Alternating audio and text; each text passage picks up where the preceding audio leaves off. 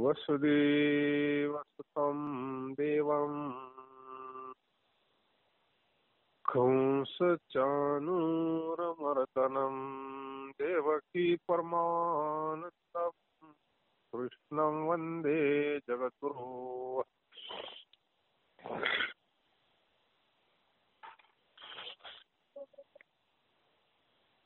आताईसिया हिवरी काई सांगो नवाई तुझे नाहीच घे सर्वत्र मिगा.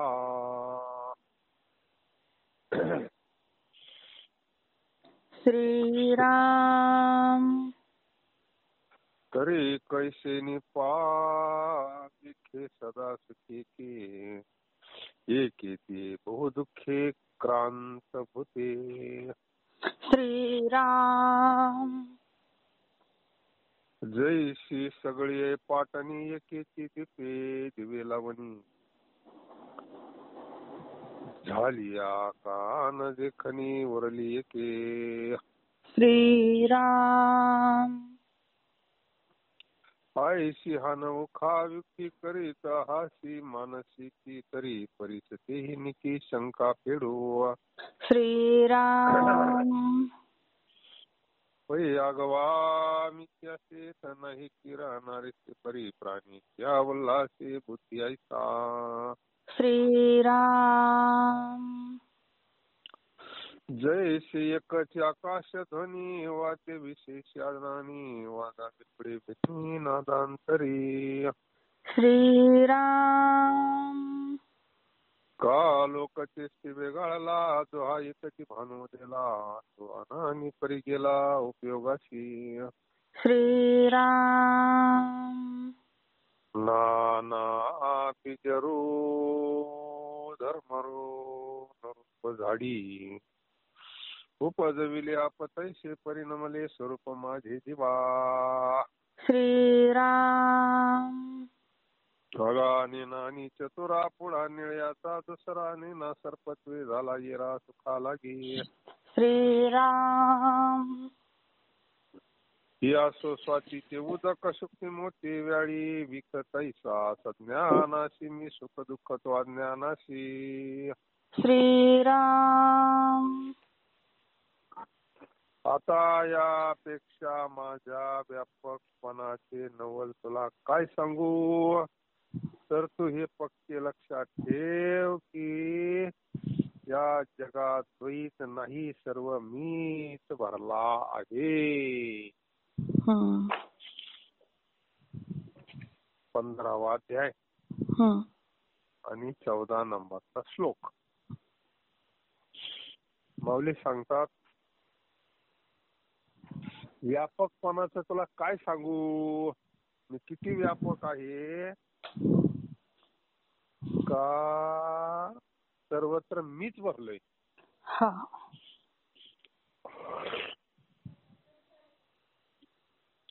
म्हणजे दुसरी वस्तू दुसरं काही नाहीच. सर्वत्र भगवंतच भरलाय. काय मला सांगू तुला माझ्या व्यापकपणाचं. सर्वांमध्ये मीच भरलो. अशी जागा नाही पण ते अनुभव नाही ना. तर मग या जगात काही प्राणी सर्वदा सुखी असे दिसतात. हा काय भारी उपस्थित केली शंका. या जगात काही प्राणी सर्वदा सुखी असे दिसतात व काही दुःखाने अगदी व्याप्त झालेले दिसतात. ते कशाने. सगळ्यात जर देवच भरलाय काही सुखी काही दुःखी काही आजारी काही बिनआजारी काही गरीब काही श्रीमंत. हा भेद का प्रश्नचिन्ह आहे.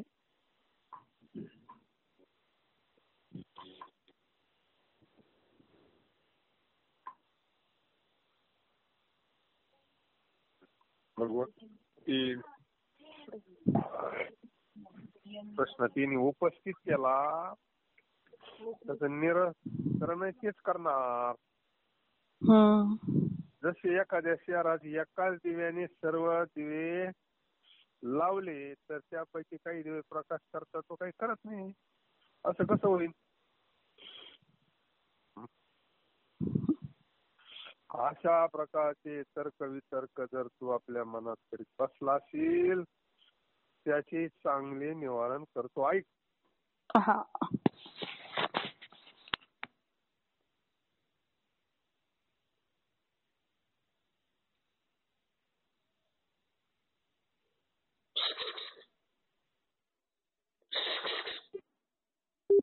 ज्या व्यक्तीस आपण कॉल केलेला आहे ती सध्या इतर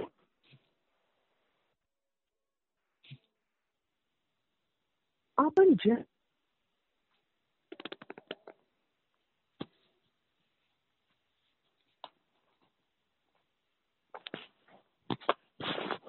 आपण ज्या व्यक्तीशी बोलत आहात त्यांनी आपला कॉल होल्डवर ठेवला आहे. कृपया लाइन पर रहा. आप जिस व्यक्ति से बात कर रहे हैं उन्होंने आपके कॉल को होल्ड पर रखा है. कृपया लाइन पर बने रहिए. The person you are speaking. कोई तन दुखी, कोई मन दुखी, कोई धनविन रहित उदास. तन दुखी म्हणजे कोणते दुखणे? शारीरिक. हा, शरीराचे आजार. हं. मनाला सुधार असतं ना. हं. मानसोपचार तज्ञ, मनोरुग्ण. हं. कोणाकडे पैसे नाही म्हणून दुःखी. हं. हं. पुढं काय आहे? पुढं आहे काहीतरी पण ते तेवढं आठवत आहे.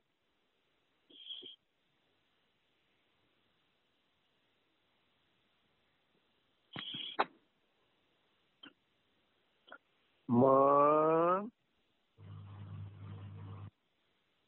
हे पहा, सर्वत्र मी भरलेला ही गोष्ट अगदी निर्विवाद आहे. हं. देव तर सर्वत्र भरला, याच्यात काही बदलच नाही. हं. निर्विवाद, कोणाचा वादच नाही. हं. देव तर सर्वत्र भरला, परंतु प्राण्याच्या बुद्धीसारखा मी त्यात भासतो.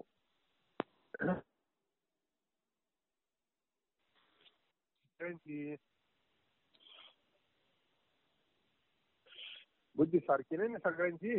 हं. गुण सारखी नाही. हं. त्याप्रमाणे एकाच आकाश ध्वनीचे निरनिराळ्या वाद्यांच्या अनुरोधाने निरनिराळे नाद ऐकू येतात.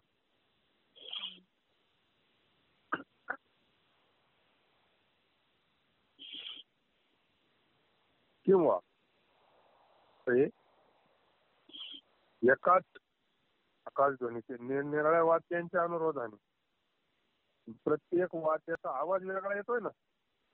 हा. टाळाचा आवाज वेगळा, पकवाटाचा वेगळा, हा. तबल्याचा वेगळा, हा. डीजेचा वेगळा. किंवा सूर्य एकच आहे पण तो उगवल्यावर लोकांना व्यवहारात निरनिराळ्या प्रकारे उपयोगी पडतो. एकच सूर्य पण मग प्रत्येक जण त्याचं कर्म वेगवेगळं करतो ना. हा.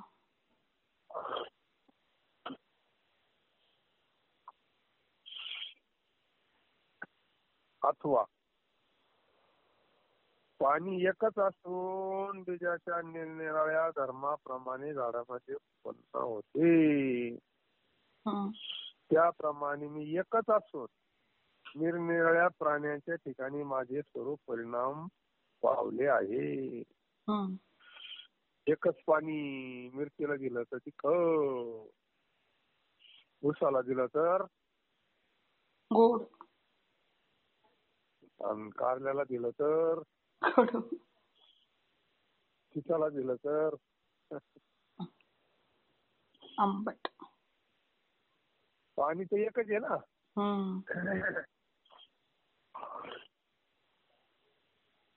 पण गुण बदलले, बुद्धी बदलली.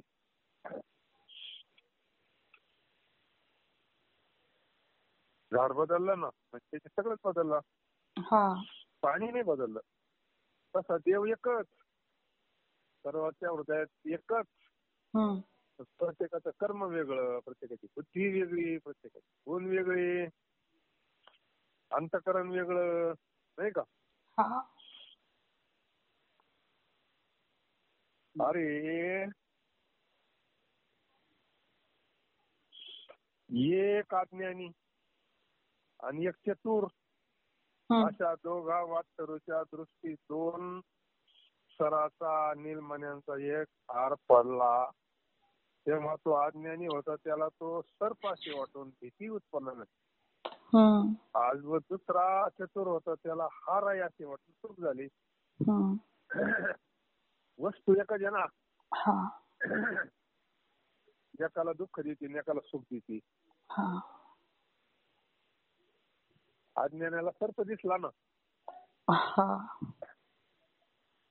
अज्ञानाला तो हार दिसला. हार दिसला ना, त्याला आनंद झाला ना एकाला. वस्तू तर एकच. तसं सगळ्यामध्ये एकच वस्तू आहे देव.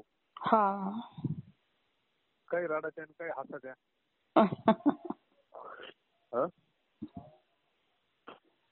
काय म्हणते देवानं चांगलं केलं आणि ते काय म्हणते देवानं काय खरं नाही केलं. नाही का? आता देव काय काय करतोय.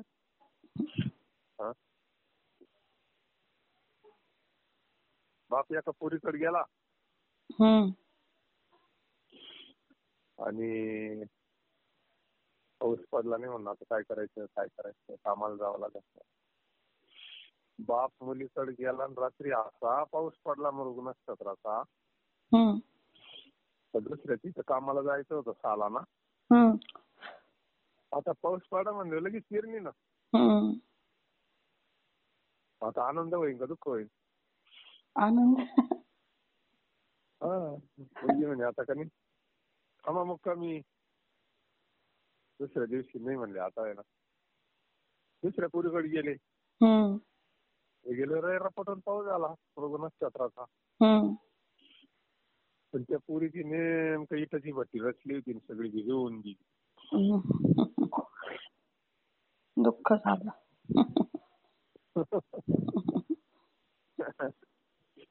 आता पावसाचा दोष आहे का बापाचा दोष आहे?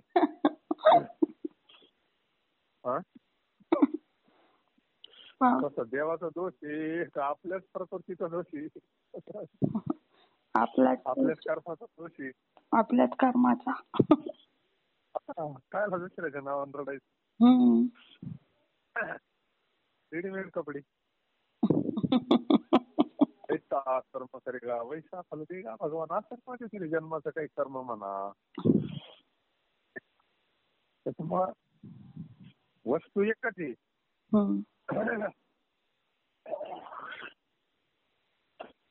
देव कोणाला सुख दुःख देत नाही. त्याच्यानुसार येते. आपण जसं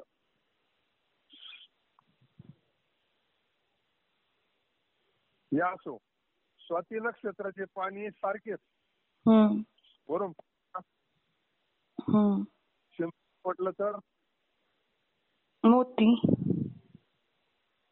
आणि सर्पाच्या तोंडात पडलं तर विष. म्हणजे किती पावलेनं उदाहरणं देऊन आपल्याला पटवलं आपलं अज्ञान घाला नाही का. तेवढं आपण देव करतो मग काय दुःख हवं आपल्याला. एवढं नाव चिरडचं दुःख व्हायलाच नाही पाहिजे ना असं आपल्याला वाटतं.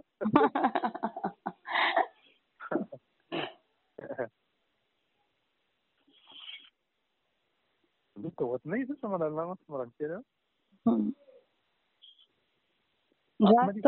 वरवर वरवर आपलं काहीतरी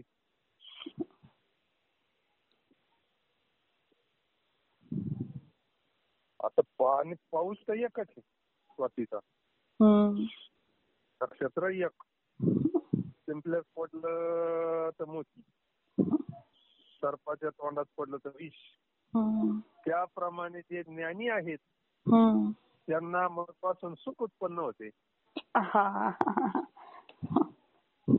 बुद्धी दिली ना. हा हे देहाचं आहे सगळं कर्म. एक ज्ञानाला काय आहे, ज्ञान झालेलं आहे ना, आपण मुळच सच्चिदानंद स्वरूप आहोत. सच्चिदानंद स्वरूपाला दुःख आहे का? नाही नाही नाही, सच्चित आनंद दुःखाचं कामच नाही तिथं. तिथं दुःखाचा संबंधच नाही ना, असं नाही ते आपलं. सुखाची चढावा असं नाही जायचं. सुखी आपलं जायचं असं नाही, आपलं असलं स्वरूप आहे ते. काही भाव आहे सुख आपलं. दुःख हे प्रकृतीला होईल जरी समजा असलं काही प्रारब्ध म्हणा, काय कर्म म्हणा, पण आपल्याला नाही. पण आपण कोणी हे कळल्यावर म्हणून ज्ञानी शब्द वापरला ना तिथं. त्याप्रमाणे ज्ञानी आहेत त्यांना मजपासून सुख उत्पन्न होते, अज्ञानी आहे त्यांना दुःख उत्पन्न होते. म्हणजे दुःख होतं तर माणूस मग अज्ञानी माझी टाकल्याची.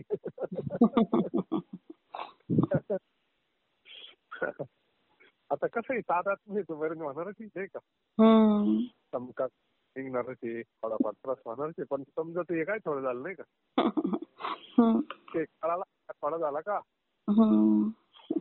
बंद होईल ना. वेदना होणारच आहे आता ते तादात्म्यामुळं. असं नाही, विषय कळाला, एवढं ज्ञान झालं, हे काय थोडं झालं. आमच्यामुळे तमकं होतं, तमक्यामुळे आमचं होतं, देव पण नाश करतो, देव काही चोखारीचे सांग लागतो असं म्हणायचं काम. देवाला शिवाय द्यायचं, देवाला कोसायचं कमी होत, बंदच होत. वापरा नाही कोणावर, कोणाला जो द्यायचं काम नाही. आमच्यामुळे तमकं झालं, तमक्यामुळे त्यांना असं केलं, काय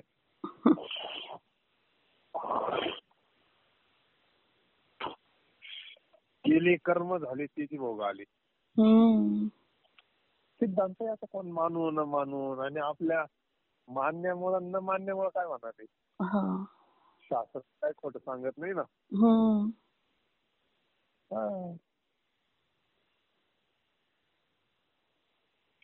येरवी सर्वाच्या हृदय दिशी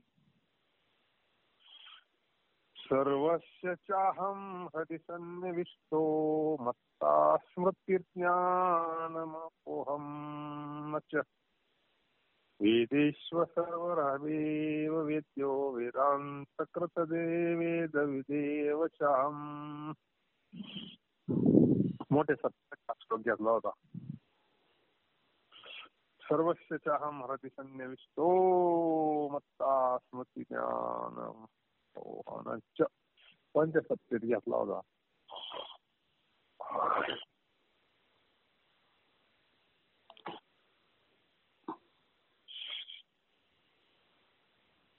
रवी सर्वाच्या हृदय दिशी मी अमुक आहे ऐसी, जे बुद्धीस्फुरे अर्निशी ते वस्तुगामी.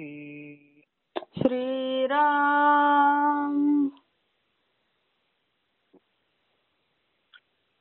मी आहे, आपण जिवंत आहे हे आपल्याला कळतं ना.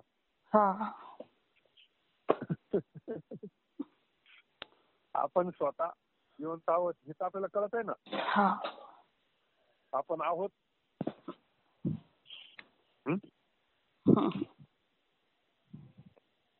ये रवी सर्व प्राण्याच्या हृदयात मी अमुक आहे.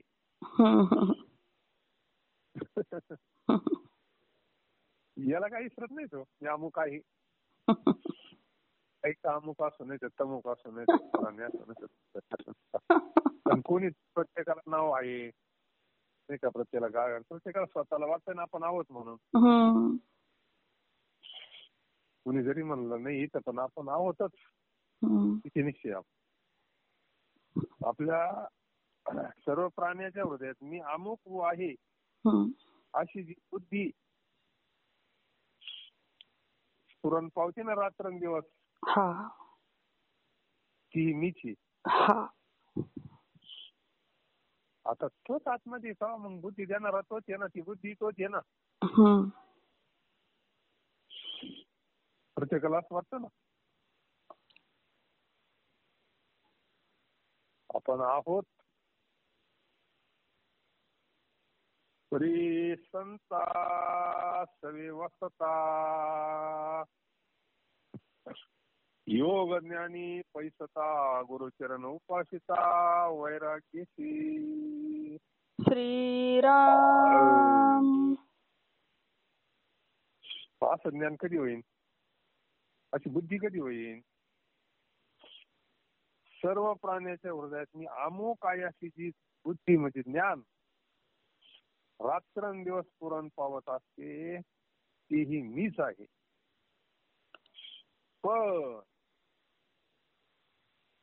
पण साधूच्या समागमाने ब्रह्मात्मैक्य ज्ञानाचे अभ्यासाने आणि वैराग्य वर्तमान गुरुचरणाच्या सेवेने. आता ज्ञान कधी होत?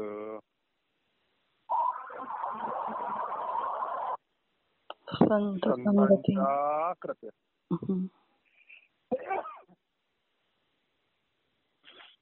साधूच्या समागमाने.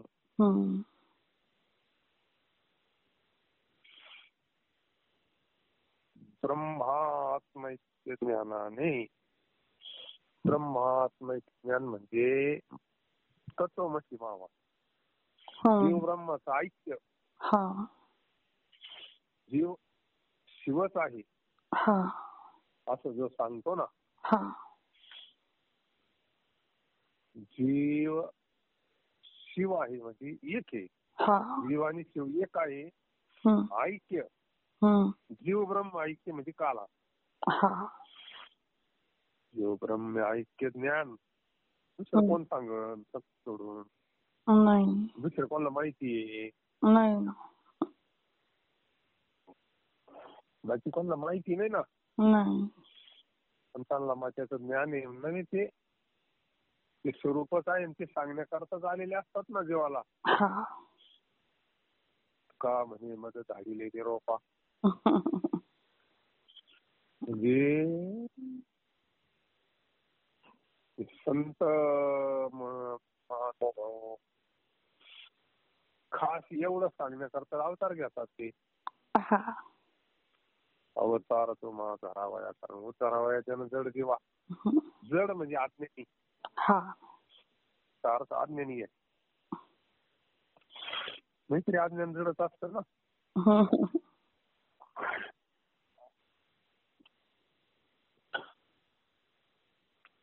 परंतु साधूच्या समागमाने संत समागमी धरावी आवडी, करावी तातडी परमार्थाची. कारण ते ज्ञान दुसरीकडे नाहीच ना संत सोडून. ब्रह्मात्मैक्य ज्ञानाने, अभ्यासाने आणि वैराग्य वर्तमान गुरुचरणाच्या सेवे. तर गुरुचरणाच्या शिवाशिवायचे ज्ञान नाही दुसरीकडे. नाही. या जगतामध्ये अनुभवाचं ज्ञान संत सोडून दुसरीकडे नाहीच ना कुठं. दुकान असतं तर सांगितलं असतं ना. मग पत्ता दिला काही पुढं प्रमाण दिसत नाही. बहुतेक प्रमाण असेच. व्याजाचं प्रमाण सांगितलं ना परमार्थानी.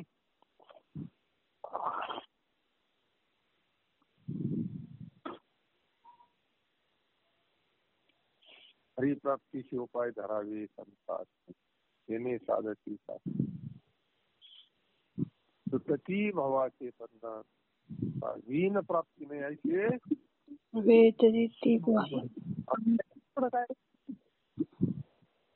हे ज्ञान संताशिवाय नाही. गुरुचरण उपासिता. उपासिता म्हणजे सेवा. संता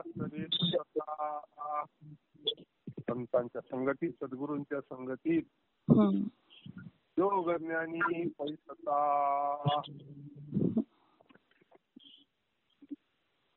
ब्रह्माय गुरु चरण उपासिता वैराग्यची. श्रीराम. म्हणजे एकाच ओळीमध्ये एवढं सांगितलंय. संत, ब्रह्म, गुरुचरण आणि वैराग्य, 4 अटी असल्या.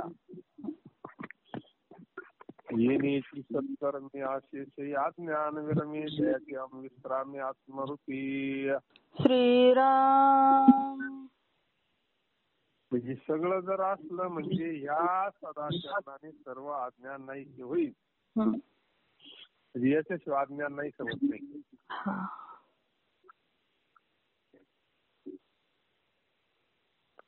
अज्ञान कशाचं अज्ञान? कोणतं अज्ञान? सर्वांच्या हृदयात मीच आहे याच.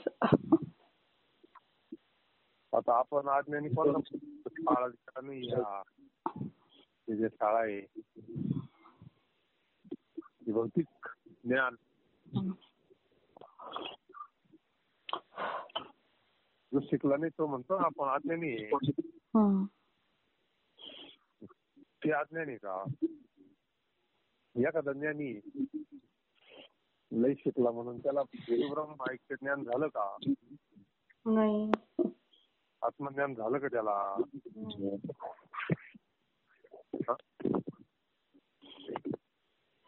व्यवहारात मान कोणाला आहे मग?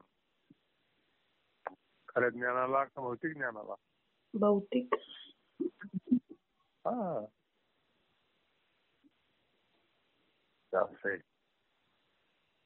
म्हणून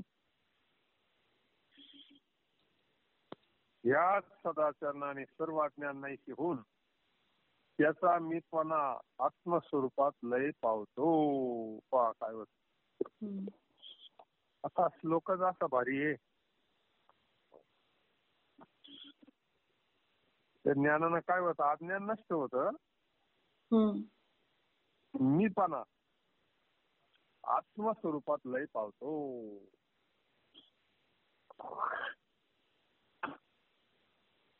आणि मीपणा जर राहिला तर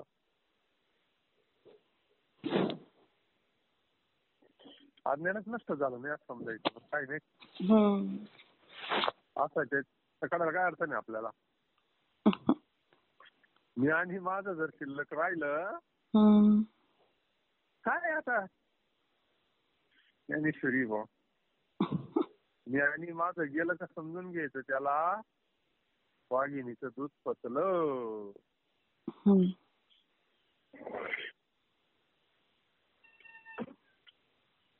आणि मीच करीत असला तर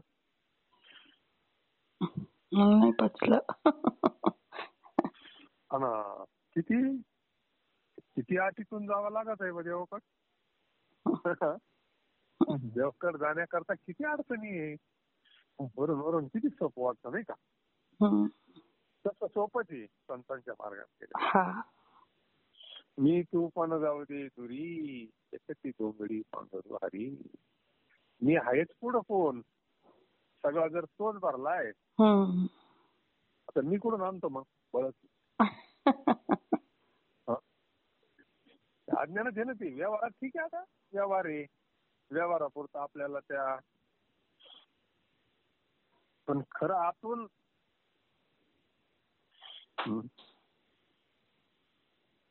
मी प्रवचन केलं कसं काय झालं?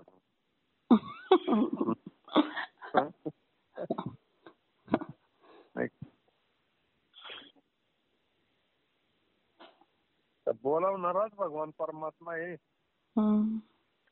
त्याच्या कृपेनं केलं. एक वेळेला असं म्हणलं तर ढकल बघ थोडं. काही कवय ना गाडी थोडीफार नाही का लातून तयारी केली, अभ्यास केला, सगळं नियोजन केलं आणि मग असा कार्यक्रम केला बा. कसं वाटतं मग? असं तयारी करेल येतच नाही बाहेर.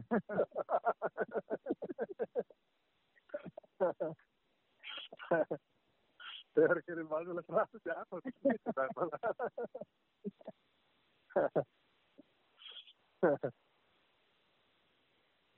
तयारी करून काय उपयोग नाही होता. आपलं आहे तेच उपयोग पडत असत.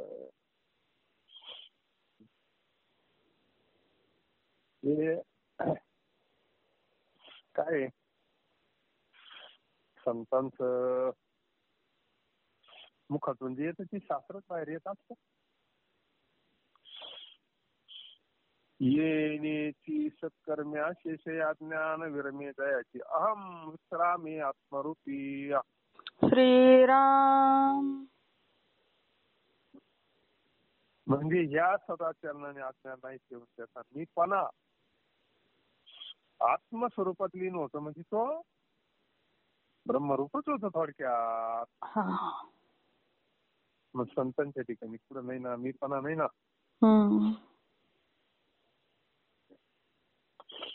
का म्हणे माझी कोणी वदविली वाणी. सगळं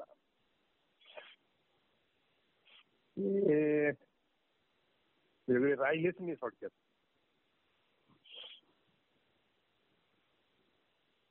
जेव्हापासून वेगळे राहिलेच नाही ते त्याच्यामुळे काय काही काळजी करायचं काम नाही राहिलं. आता आपण वायली निघाल्यामुळे सगळा घोटाळा झाला ना तेव्हापासून. जेव्हा चुकून वाटून घेतलं आता वाईट निघाल्यावर हलवतच असते ना. वाईट निघाल्यावर वेगळे निघा संसार बघा. एकत्र येतावर धकत मग सगळे एकत्र राहत्या मजेत चालत भारी. पण ते काही वाईट निघाल्यावर काय होत लयच अवघड. हा मग मलाच करावं लागत सगळं नाही का.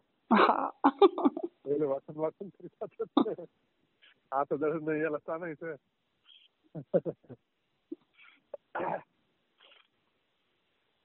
सगळं यालाच करायचं. आता काय हे के आप देखोनी दिखी मी आत्मेने सदा सुखी मी वाचवणे अवलोकी आम्ही तू असे. श्रीराम. मग आत्मस्वरूपाकडे दृष्टी गेल्यावर मग आत्म्याच्या योगाने तो नेहमी सुखात असतो. स्थिती होण्यास माझ्याशिवाय दुसरा कोणी कारणीभूत आहे काय. नाही.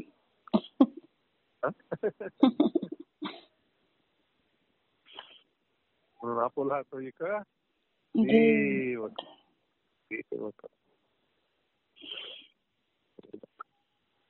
त्याला सुखी व्हायची. त्याला देवाशिवाय सुखी होता येईल का. नाही. कसं आपलं ते आपल्या डोळ्यासमोर पळतच मोकारच पळतच. आता कोणत्या जन्मात सुखी होते ते. रस्त्याला जर ते गावच नाही किती पळाल्यावर हाती लागेल ते.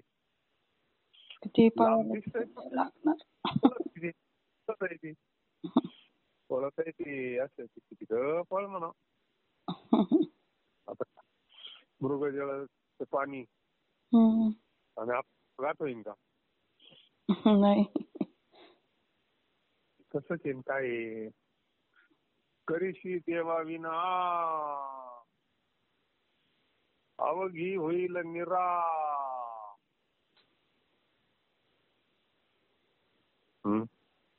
कृष्णा वाढविशी बहु कधी सुखासन पावशी. तुकोबर आहे म्हणतात असं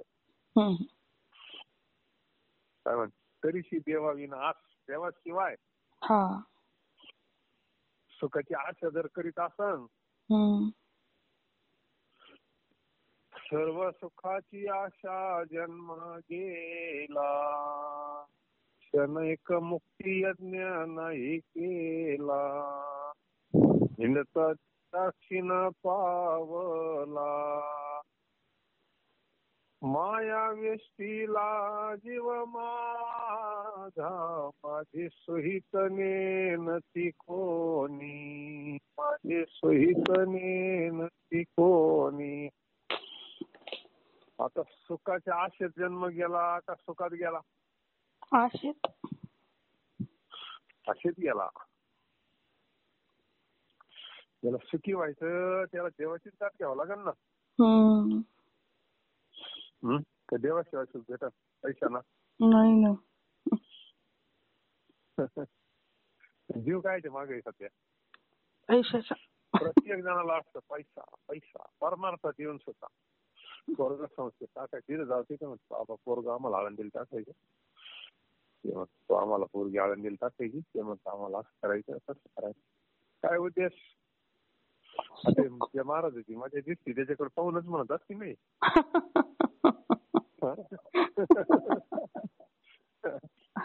एका कीर्तनाचं असं असं भेटत आहे बा, गाड्या चाकाचे दिसते, लोक पूजा करतात, काय हार काय घालतात. मग असं वाटतं आपलं पोरग असं व्हावं काय करावं त्यानं गोळा. आता गोळा करून सुखी होईन का ती? नाही ना. आता देव मिळावा का पैसा मिळावा? देव मिळावा. म्हणजे सध्या एक हवा तयार झाली लोकांची. पोरगाळा नेऊन टाकायचं, पोरगाळा नेऊन टाकायचं, पोरगा आश्रमात टाकायचं. उद्देश काय? हा, भगवंत प्राप्ती करता म्हणलं तर ठीक आहे नाही का? भगवंताची प्राप्ती व्हावं, त्याला तो कायमचा सुखी व्हावा, जन्मजन्मीचे दुःख विसरायची, आधी संसार सुखद झाला, विखेले पाय विठोबा. आपल्याला देव लागतो काही बाकी काही लागत आहे? देव, नाव, मान, प्रतिष्ठा, ही तर याच्यावर आहे. 4 दिवसात खेळते का कायमचं राहतं का? नाही. कायमच्या नसतं ते. थोडी प्रारब्धाची अनुकूलता म्हणा. खरं समाधान, खरं सुख देवाजवळ आहे. आणि हा जीव जेव्हा देव स्वरूप होईल ना, दुसरा मार्गच नाही त्याला, जोपर्यंत एक होत नाही ना, जोपर्यंत हा देवापासून वेगळा आहे ना, तोपर्यंत सुखाची नीती कोणत्याच कल्पामध्ये गाठ नाही व्हायची तर. पण हा ज्यावेळेस भगवंताचं चिंतन करता करता करता देव स्वरूपच होऊन जाईल ना, मग तो सुख स्वरूपच होईल ना. मग तू अवघाची सुख रूप होशी, जन्मजन्मीचे दुःख विसरसी. अनंत जन्मीचे विसरलं दुःख पाहता तुझे मुख पण राहता. अरे मुख म्हणजे स्वरूप. काय चाललं होतं आपलं? मग आत्मस्वरूपाकडे दृष्टी गेल्यावर मग आत्म्याच्या योगाने इथं देव काय बोलतो, देवाची भाषा काय आहे, ही जर कळली ना आपल्याला, ते समजून आपल्याला ह्या ओवीचा हे करावं लागलं. सांगणारे भगवान श्रीकृष्ण आहे ना, ते काय म्हणतात, मग आत्म्याच्या योगाने. म्हणजे कृष्ण कोण आहे आपला? आत्मा. हा, तर मिळ बसत नाही तर मग जावं लागेल कृष्ण पाहा तिकडं. तिकडे काय पुढे द्वारका का काय म्हणतात ना, द्वारका म्हणा, वृंदावन म्हणा, गाडी करता आपल्याला ते येत.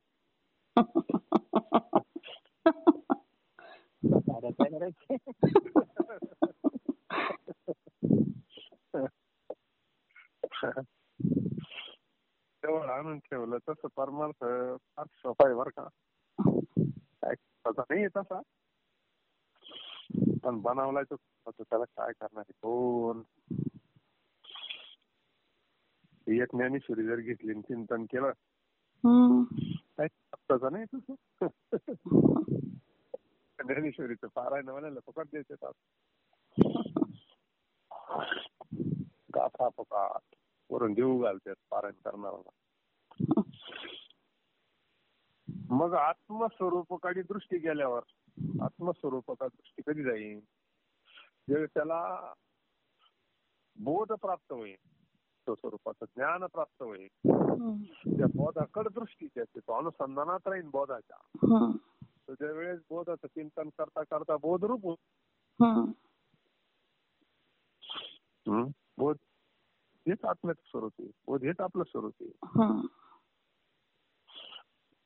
मग आत्मस्वरूपाकडे दृष्टी गेल्यावर मग आत्म्याच्या योगाने काय एक एक शब्द असा कृष्णाच्या योगाने म्हणायचं आपण आता. म्हणजे आत्म्याच्या म्हणल्यावर जरा ते लईच जवळचं महत्व कळत नाही ना. कृष्ण म्हणल्यावर जरा बरं वाटतंय. आत्माच कृष्ण आहे या अगोदर आपल्याला बुद्धीचा निश्चय झाला पाहिजे. आत्मा कोण आहे? कृष्ण. पांडुरंग आहे. पांडुरंग आत्मा राम आहे हे पहिलं बुद्धीनं स्वीकारलं पाहिजे. आणि मग आत्मा आपल्यापासून किती लांब आहे त्याची गाठ घ्यायला निदान बॉस 250 किलोमीटर, तुमच्यापासून 300 किलोमीटर, कोणापासून 500 किलोमीटर, कोणापासून 600 किलोमीटर, किती लांब आहे आत्मा आपल्यापासून?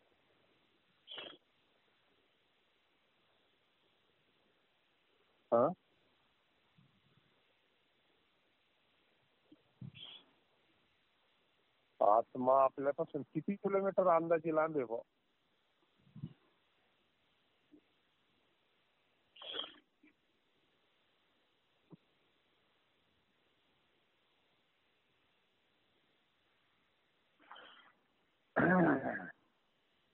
किती नंबरच्या ओळीपर्यंत आलो आपण?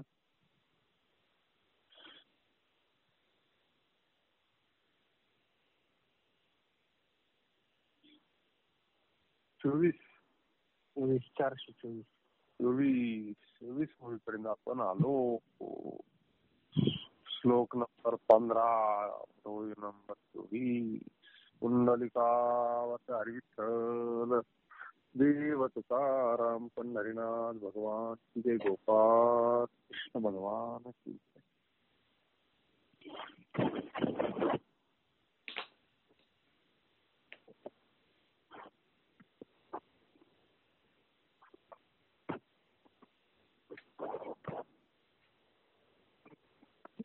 आरती ज्ञान राजा महाकैवल्य तेजा तेती साधू संत मनोवेधला माझा.